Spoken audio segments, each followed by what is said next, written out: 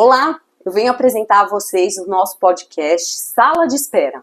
E hoje eu trago uma amiga e uma super profissional para falar sobre sexualidade, que eu acho que é um assunto bastante dinâmico e bastante interessante para essas mulheres que procuram nossos assuntos, que procuram nosso podcast sobre saúde da mulher. Bem-vinda, Aline. Doutora Aline Ambrosio. Se apresente, por favor. Eu estou muito feliz de estar aqui. Você esqueceu de falar que, além de tudo isso, eu sou a paciente. E eu a sua, a gente faz trocas. Então, eu sou a Aline Ambrosio, eu sou ginecologista e trabalho com saúde sexual. Especialista em sexualidade feminina, masculina, sexualidade humana. Exatamente. Quero trazer um assunto que é a sexualidade do climatério. Existem muitas dúvidas, muitos tabus nessa sexualidade do climatério. Tem pacientes que perguntam por que no climatério, doutora? Porque eu acho que no climatério tem algumas mudanças, né, Aline? Uma grande queixa que a gente tem no consultório, e por ser sua paciente eu entendo que você faz essa abordagem também, mas é uma queixa e uma dor das mulheres 45+, é que o espaço do ginecologista parece que ela só tá lá para colher um Papa Nicolau e fazer os exames preventivos. Se restringe a isso muitas vezes. Que não tem aquele espaço para falar sobre as dores do envelhecimento. Nem mesmo abordar sobre isso. Nem mesmo. Não. E eu tô nessa fase, né? Então, nessa fase, mesmo eu não sendo uma pessoa ultra vaidosa, ultra apegada a essa coisa do medo do status da pele tá perfeita, do cabelo tá perfeito, eu me pegava olhando no espelho e falando, gente, quem é essa velha na frente do espelho? Exato. E aí eu parava e pensava, como deve estar sendo para as minhas pacientes esse envelhecimento? Né? É doloroso muitas vezes. É doloroso. E a sexualidade muda nessa fase, principalmente pela autoimagem que a gente tem, né? Autoimagem, autoestima, mudança nos relacionamentos muitas vezes, uma mudança estrutural em casa acontece também. Sim. E uma vez uma paciente até brincou comigo e eu dei de retorno para ela. É quase uma falta de educação a gente envelhecer. Exato. Porque, ainda mais com rede social, hoje em dia existe um protótipo da mulher que você tem que ser. Você tem que estar magra, você tem que estar bonita, você tem que estar produtiva, você tem que ser ótima mãe, uma ótima esposa, ótima empresária ou profissional. Então a mulher está sobrecarregada. Chega nessa fase, a sexualidade parece que ela está ligada só à mulher até o climatério. Exato. Isso parece que não pertence mais à vida da mulher nos outros 30 a 40% de vida que lhe resta. E essa queda hormonal, em paralelo a uma queda de colágeno, uma desestruturação corporal, faz muitas mulheres às vezes descontinuarem o ato sexual de casal, os filhos saem de casa, essa mudança estrutural também. Então o que muda no climatério? O que muda no climatério é todo o contexto, quando a gente fala de sexualidade, que é essa energia de vida, muda no contexto biológico, psicológico e social. Então a gente precisa trabalhar com essas mulheres muito da saúde física, falar dos pilares de saúde, do envelhecimento que é importante, manter atividade física, um sono adequado, alimentação balanceada e ter um hobby. Cadê o seu tempo de qualidade como pessoa? Né? Eu voltei a dançar balé depois de 30 anos. Isso me deu uma potência que nem a terapia hormonal deu igual. Que é importante também. Essa questão do hobby, é o cozinhar, é uma atividade física, é o sair de casa também, tempo de qualidade da rotina. Exatamente. A segunda coisa, quando eu entro na parte psicológica, vamos falar primeiro da parte sociocultural, né? A mulher que tá ali com 50, 45+, é uma velha. Foi o tempo dela. E não é verdade. Você vai passar 30, 40% da sua vida nessa etapa. Então a gente precisa resgatar a autoestima e o nosso lugar. Exatamente. Todas falam sobre a invisibilidade do envelhecer. Exatamente. É a fase que você já conquistou as coisas, está com uma estabilidade financeira, os filhos estão indo embora. Então você tem que trabalhar também o contexto do quanto ela exacerbou o papel mãe e parou de olhar para a mulher dela, porque tem muito ninho vazio. Às vezes na cidade os filhos estão indo para a faculdade. Exato. E você perdeu essa função, né, da maternagem. Então tem que trabalhar esses contextos. E outra, por que sexualidade? Por que manter uma atividade sexual se você perdeu a função reprodutiva? A gente não faz mais sexo só para isso. A gente faz para a saúde. Teve uma época que a mulher estava nessa função da reprodução somente. Ela estava lá para servir a parceria dela, né?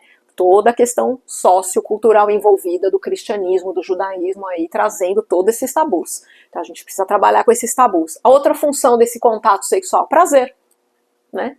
E aí falar com essa mulher que não teve educação sexual atrás, que não foi autorizada a autoestímulo, a entender como é o prazer dela sozinha. Ela foi entender, essas mulheres da minha geração e mais velhas, foram entender primeiro prazer, o primeiro orgasmo com o outro, né? Exato. Não sabiam se estimular. Entregar, não receber. Exatamente. Terceira condição, que é a conexão. A gente libera ocitocina, tá tendo relação olho no olho, você fica mais estimulada, né? Fica conectada a outra pessoa, então é para fazer conexão afetiva durante o ato sexual. E por último, que a grande maioria das mulheres acabam fazendo muito ao longo de relacionamentos duradouros, é sexo por conveniência. Ai, se eu não fizer, o meu marido vai procurar fora, ou eu vou perder o contato com a minha parceria, eu tenho medo dela se interessar pelo outro lá fora. Então, conversar, abrir um espaço de intimidade e de permissão para essa fala é uma queixa de muitas pacientes que chegam nos nossos consultórios, que não se sentem acolhidas e livres para falar desse contexto. As pacientes chegam pra gente, muitas vezes, abaladas nesse contexto, é uma perda de conexão com o parceiro, com a parceira, uma mudança física que deixa o psicológico um pouco abalado, essa questão de autoestima, e elas chegam procurando testosterona, né? Testosterona, doutora, às vezes você se depara, ela não tem uma síndrome de deficiência androgênica propriamente dita. O que a gente pode lançar a mão? Quais são as estratégias para além da reposição hormonal? Lembrando daquelas mulheres que não podem receber uma reposição, que tiveram câncer de mama e foram induzidas a um climatério e menopausa, outras condições clínicas onde ela não pode receber única e exclusivamente uma testosterona. Como que a gente pode abordar, né? Então, todo mundo coloca a culpa da baixa libido, que é a disfunção sexual mais comum nas mulheres, né? 45, 50% das disfunções sexuais são essa falta de libido, às vezes no climatério chega a 80%. Né? E a culpa vai sempre no saldo da testosterona. Ou dos hormônios, né? Isso. Que estão abalados, estão em queda. Mas não é somente Não é só isso. Eu vou até relatar um caso de 20 anos atrás que eu atendi, que era uma mulher 60 a mais. Estava num casamento já de 35 anos e ela veio me pedir, doutora, eu não consigo ter relações com meu marido e tal. Muito bem, então vamos prescrever a bendita testosterona. Foi prescrita a testosterona, quando ela volta lá 6 meses depois, ela veio diferente. Estava bonitona, veio toda maquiada. Você sentia na energia dela, essa energia de vida que a gente fala. Eu falei, nossa, a testosterona fez um efeito. Eu falei, e aí, usou hormônio? Não, doutora, não usei. Eu reencontrei o meu primeiro namorado e agora ele é meu amante. Então, olha como o contexto da sexualidade, muda tudo. Ela fica muito mais voltada, na grande maioria das mulheres, nesse contexto psicossocial. Não é tanto biológico. Não é a testosterona que vai fazer mágica. Você pode colocar a testosterona lá no... dose masculina numa mulher. Exato. Se ela não estiver bem ligada à parceria dela, se isso for importante para ela, se ela não estiver bem com ela, com essa questão da autoimagem, que o climatério derruba essa autoimagem, se a gente não ajudar a reconstruir essa autoimagem para a mulher. Se essa mulher não estiver de bem com a vida, não tiver com o social equilibrado, que é o trabalho, mudança de carreira, é uma etapa que às vezes... Não existe. Porque toda essa energia de vida vai estar voltada para a solução de problemas. Solução de problema com o filho adolescente, a carreira que às vezes ela está com medo de ser mandada embora porque ela é autoexecutiva na empresa e vão mandá-la embora para redução de salário. Então, se ela não tiver com a energia dela drenando para outras coisas e muito mais, não tiver olhando para a saúde dela, olhando para a mulher dela, não tem remédio. E além dos remédios, né, da reposição hormonal, a testosterona, o quanto a autoestima pode piorar essa percepção de sexualidade? Muitas vezes elas vêm se culpando por estar procurando um resultado estético na genitália, ou uma melhora funcional na genitália. Elas têm vergonha disso.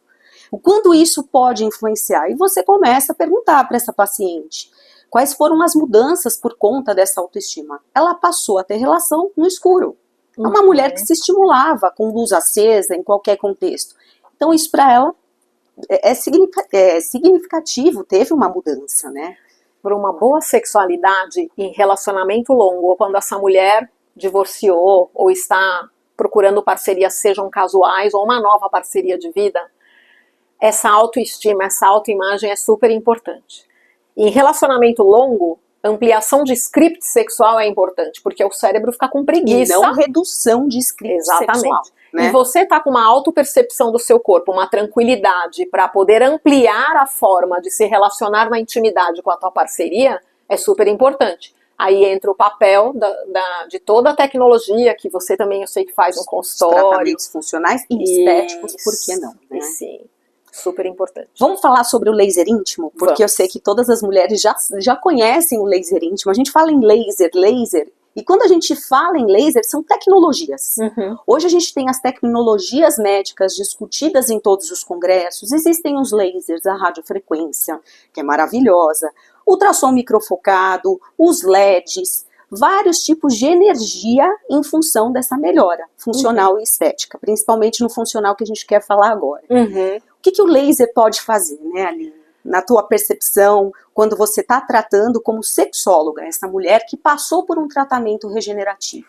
Ele, além de sanar as questões físicas dessa mulher, recuperar a elasticidade, é uma região que precisa ter mobilidade. É uma região que precisa ter resistência, a espessura da mucosa precisa tem que ter um nervo responsivo, ela precisa perceber uma penetração, uma relação. E tem que estar espessa para não rasgar na hora da penetração.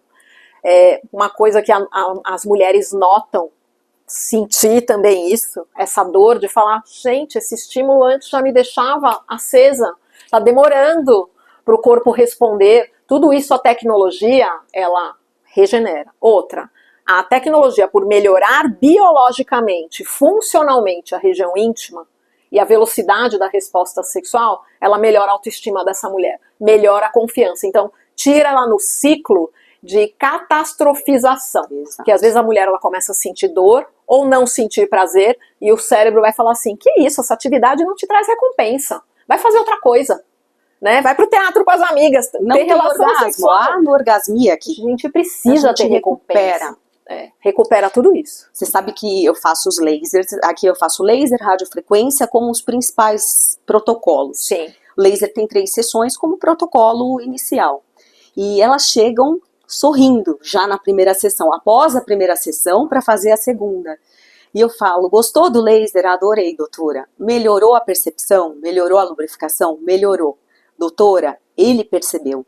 Não é muito legal? Isso é incrível. Isso é incrível. Essa é uma resposta. Ah, ele percebeu. É lógico. A mulher que tem prazer na relação, ela passa isso pro parceiro. A elasticidade vaginal muda, isso o parceiro faz a percepção. E muitas vezes elas vêm fazer o laser sem contar pro parceiro. E ele percebe. E ele percebe. Ele percebe, é incrível. Que teve uma mudança. Isso é autoestima. A sexualidade, a libido melhora por conta disso. A gente não faz laser pra libido, eu falo pras minhas pacientes. A gente faz laser pra melhora da segunda fase, do orgasmo, da percepção sexual. A libido melhora. Muitas vezes sem a testosterona a gente nem chegou nesse ponto, né? Que é o sistema de recompensa que você acaba tendo aí, né? Exato. E me fala sobre o relacionamento. A gente está falando dos parceiros, as parceiras. O que o relacionamento influencia na sexualidade feminina? Vamos lá. Quando eu converso com as minhas pacientes sobre sexualidade, a gente faz uma consulta que nós todos da terapia sexual chamamos de psicoeducação. Que é para ela entender que sexualidade não é testosterona. Ela é uma parte, a menor parte aí do tratamento quando necessário. E nem juventude. Não. Sexualidade não é juventude. Não. Sexualidade na terceira idade, gente, eu posso falar pra vocês como mulher. É libertador. Porque você não engravida mais. Você já não tá mais tão estressada com aquela celulite, com aquela frescurite. Você tá livre pra usar o seu dinheiro do jeito que você quer. Também tá tudo melhor. Se você gente percebe isso, a gente passa dos 40, a nossa segurança é melhor, a gente não tem mais mimimi com o corpo. Como a gente se arrepende de ter deixado de fazer coisas com vergonha do corpo, não é? Porque alguém vai julgar. Então é a quebra dessas barreiras. Ótimo. Né? E estar na melhor performance que você puder, física e emocional, para aquela tua etapa de vida. Lembrem-se que a gente vai passar 40%, 30% da nossa vida nessa etapa. Então não é o fim da linha. Sim. Né?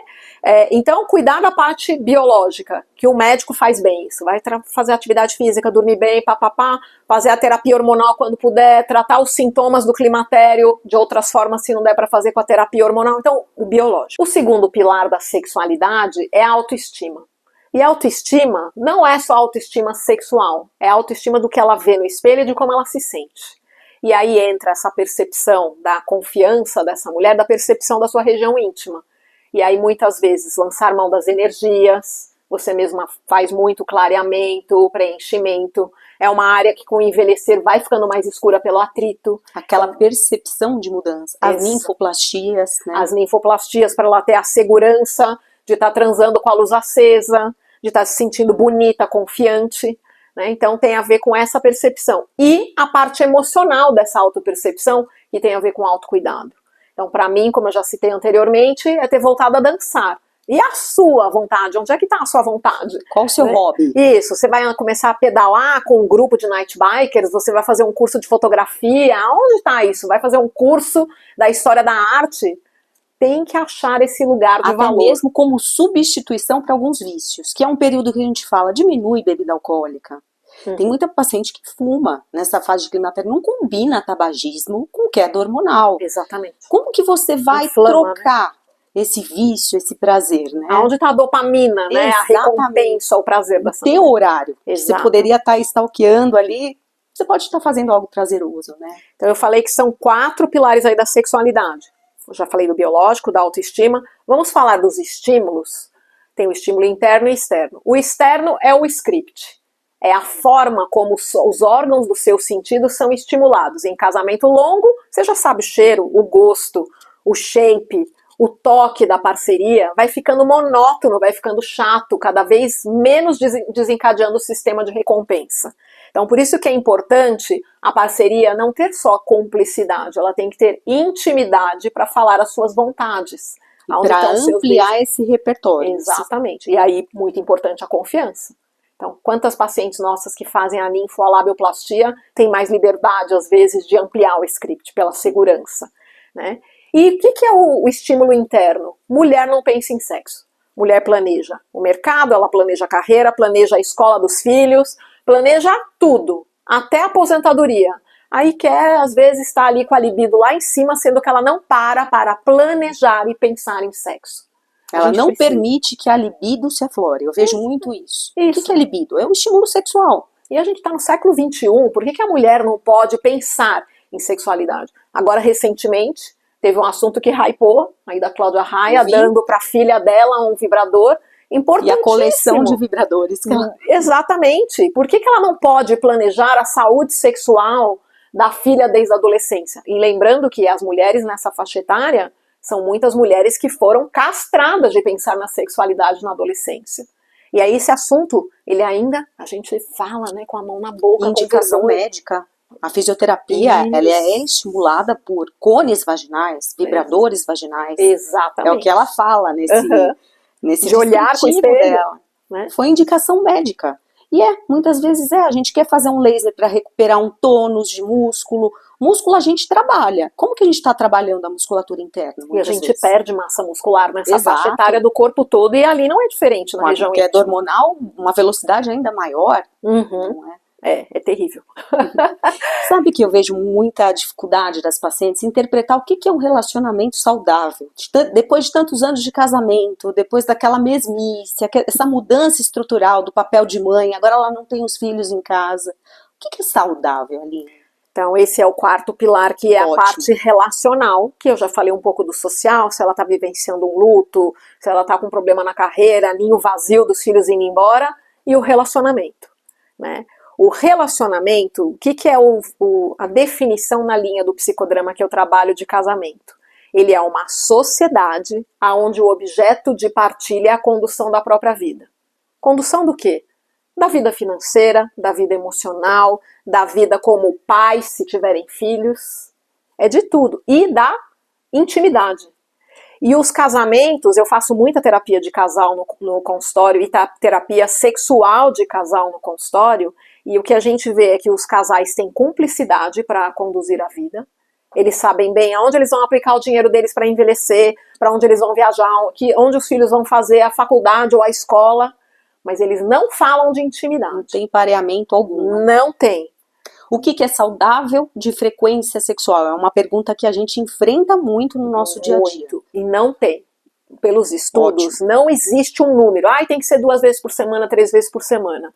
O saudável é quando você consegue balancear o desejo e a vontade de uma pessoa com o desejo e a vontade de outra pessoa. E não tem certo e errado. Mas é importante ter esse período de entrelaçamento entre os dois. Às vezes tem casais mais assexuais, ou às vezes tem casais que alguém tem um trauma sexual, como já atendi, e chega nessa idade e fala, já tô velho, já tô velha, não quero mais transar, mas o outro quer. Então na terapia sexual a gente refaz contrato. Refaz. Como era antes. Tem gente que tem uma frequência, né? X. Exatamente. E vai manter isso. Outros modificam essa frequência. Isso seria mais patológico, não é? Não tem como a gente definir a frequência sexual. Não tem. E eu costumo dizer para os casais, nessa definição de casamento, todo relacionamento tem 3 tipos de vínculo que vai ligar aquelas pessoas. É o vínculo de amor, que eu já vou descrevê-lo. O vínculo de conveniência, que todo casamento tem os 3.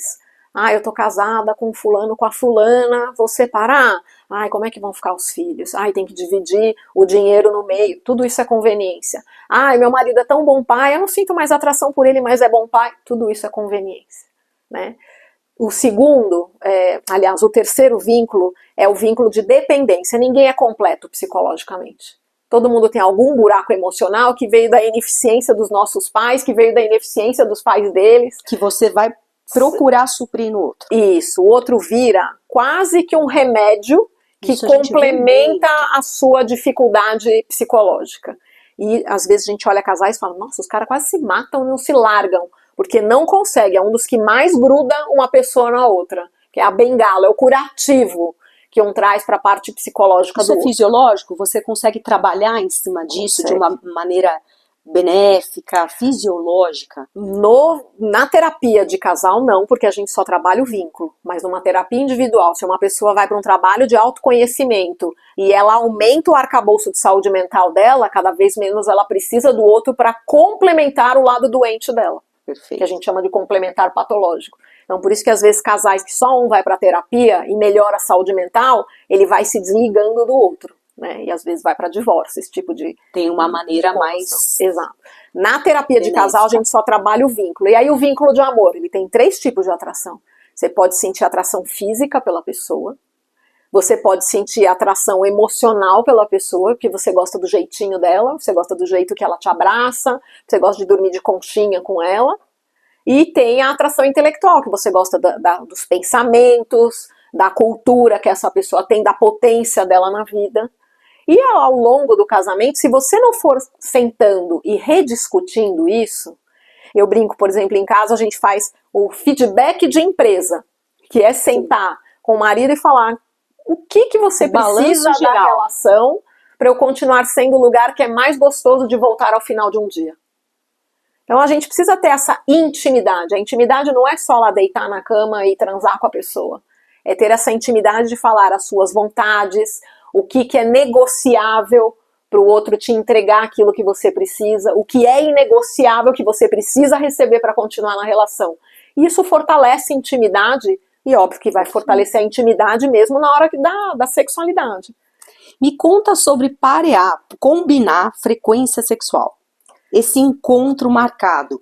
Você é a favor disso? Já tem estudo mostrando que os casais que marcam sexo, parece que isso é meio, vamos falar um termo bem popular, broxante, mas não é. O casal que tem o dia do namoro, ele transa mais. Perfeito, porque eu tenho indicado em consultas, pela minha base de sexualidade, né, não sou hiper especialista nisso, tem dado certo, mas nem todo mundo gosta. Né, de taxar uma data, um horário. Mas, gente, você não faz planejamento financeiro para não ter que precisar trabalhar até os 70, 80 anos de idade? Para você manter... São esses tabus que as pessoas precisam entender que isso não existe.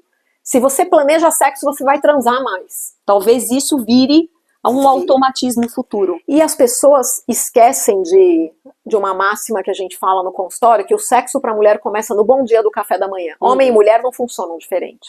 A mulher ela vai se ligar mais à parceria dela, isso não é uma regra, tá? Mas na grande maioria, a mulher vai se ligar à parceria dela se ela se sente cuidada, se ela se sente protegida, se ela sente que a parceria tem atração por ela.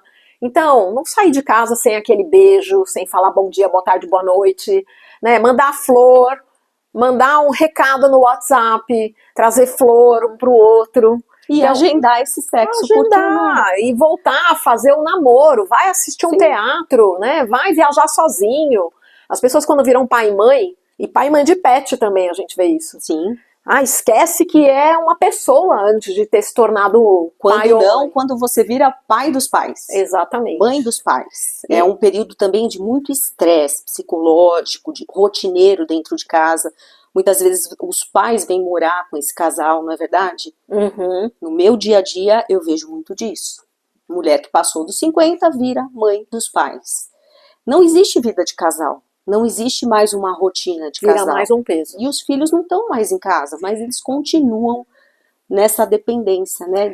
Até por ser estudiosa de constelação familiar, eu tenho famílias que às vezes não têm a condição financeira de deixar a mãe ou o pai numa residência para idosos, ou para pôr um cuidador e deixá-los, né? Porque atrapalha mesmo a dinâmica da sua família agora de base, né? Trazer a família de origem para morar junto. Mas é você ocupar esse lugar de cuidador dos seus pais, no lugar de querer, poder, e não no lugar de ter que.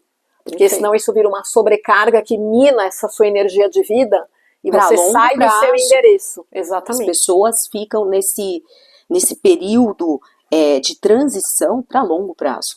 Eu vejo quanto isso afeta minhas pacientes. Então, tá cuidando desse relacionamento ao longo do casamento é importante, porque às vezes tem casal que chega lá e fala, então, nós somos dois estranhos, os filhos foram embora e agora? O que a gente faz aqui sozinho dentro dessa casa? Quando não entra na terceira etapa, que é cuidar dos pais que não moravam em casa. Eu vejo isso. Exato. Então esse é o relacionamento. Não existe o saudável, não existe um protocolo. Não. Mas existem as orientações, então tão válidas.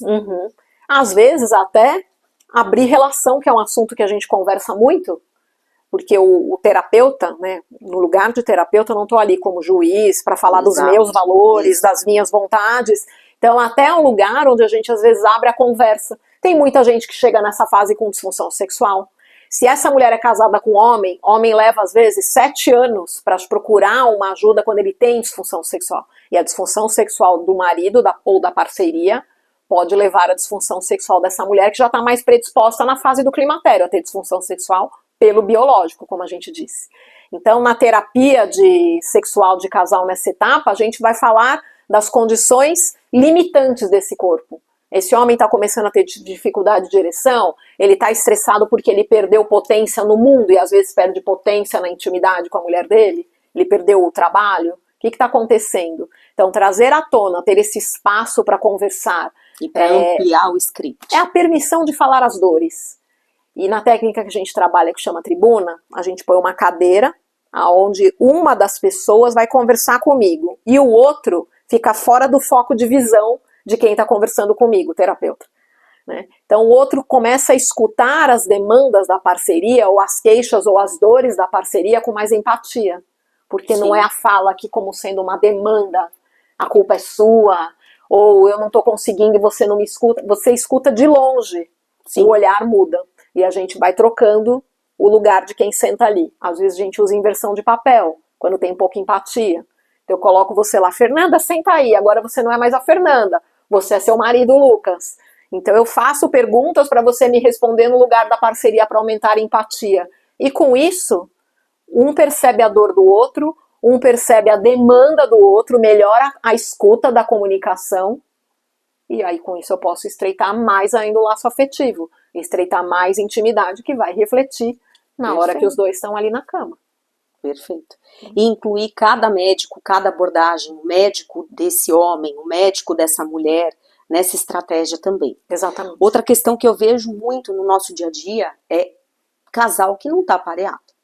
O homem hiperestimulado por excesso de testosterona, a mulher na menopausa, reticente a tratamento por alguma fala de algum médico, esse casal não está apareado. E vice-versa, a gente vê muitas vezes o homem com a disfunção sexual e a mulher fazendo uso inadvertido de testosterona, a gestrinona, em altas doses nessa menopausa. Eu acho que não dá certo. Eu acho que não dá certo. Como que você está hiperestimulada e o contrário sofrendo uma questão hormonal, uma disfunção sexual, não é, Aline? Por isso que eu acabei instituindo nos casais né, na mulher nessa etapa o convite. Vocês não querem fazer umas 2 sessões para se escutarem um pouco? Né? Porque essa conversa não é uma conversa fácil. Ter um mediador, às vezes, facilita essa conversa. Perfeito. E realmente... Qual o seu objetivo de tratamento? Qual é o seu, né? Uhum. Para a gente também entender que os hormônios modificam o nosso comportamental. Uhum. Muitas vezes é um erro de tratamento que está disparando esse casal. Eu vejo na minha prática também. A gente tem visto abuso, né? Muito. De anabolizante, uso nas mulheres, às vezes, que tem ficado até com uma agressividade maior e isso também vai dificultar a comunicação. Lógico, é comportamental. Uhum. Perfeito. Essas são questões importantes, a sexualidade, principalmente nas mulheres, com o envelhecer, com mudanças hormonais. Eu acho que a gente se perde muito no que é a gente, o que é esse casal. E como é importante discutir sexualidade, como as pessoas têm dúvidas nisso, como as pessoas, elas saem dessa discussão muitas vezes. Tem vergonha.